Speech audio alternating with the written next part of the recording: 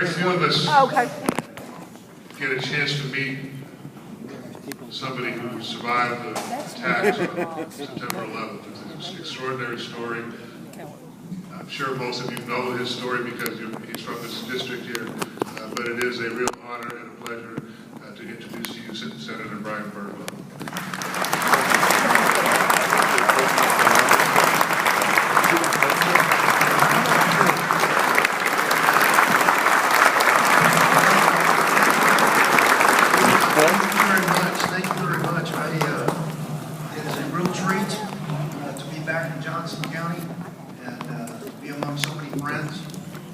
Associates and the like. Of course, there's a lot of folks here from Cleburne County too, so that's a good thing.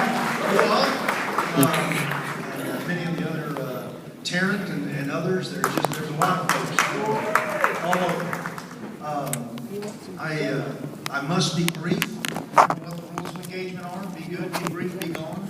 The primary reason for that isn't because the United States Army trained me that way. It's because Sheriff Bob Alford has told me that is the way it will be. And it's not only out of respect for Bob Alford, but out of fear of Bob Alford that I will do my best to live up to that standard. I have a unique privilege tonight to introduce to you our keynote speaker. Many of you may know this. It's become something of a, shall we say, a professional gig, Alan, where this is like my fifth time to introduce him. So I'm like hoping I'm on his payroll here pretty soon as his official introducer. Oh, what now? Oh, okay. Well, I'm working on cutting him, man, so, you know.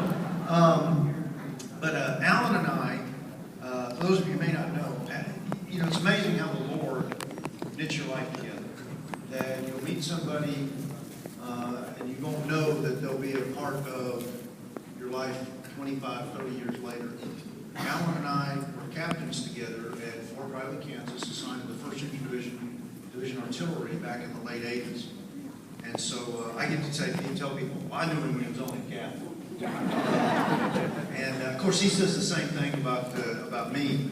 Alan was our MLRS battery commander, which is a rocket general support artillery unit, which is a very prestigious command to have as a captain. Alan would hang out with me on occasion because I was the nuclear weapons officer. Nobody liked hanging around the nuclear weapons officer except him, because his was the one weapon system that wasn't nuclear capable. So he would come hide in my office to get away from the brigade commander.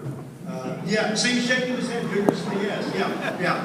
Because I had all the safes and the vaults and all those kinds of things. But when September 11th occurred, Alan was like, I know that guy, with some of the media and some of the reports that were coming in, who the injured were and the like. And I remember seeing Alan after operations that were ongoing in Iraq and going, I know that guy. And now the Lord has decided that while he wasn't born here, he's got the bumper sticker that says, I wasn't born here, but I moved here as fast as I could.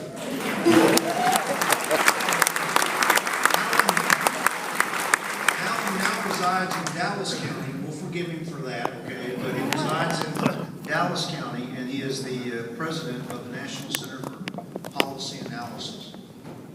Alan has served a very illustrious long-range career in the United States Army. He has served in the House of Representatives on behalf of the people of Florida's 22nd District. 22 is a good number, too, in case you didn't know. Yeah. And so back in January, Alan moved to Texas to take on the leadership of the National Center for Policy Analysis to help advance conservative principles. And it is a real treat to, again, get to introduce him to you. No matter how many times I do it, it's always a special treat. My friend, come up and talk to the folks. Tell us about the things.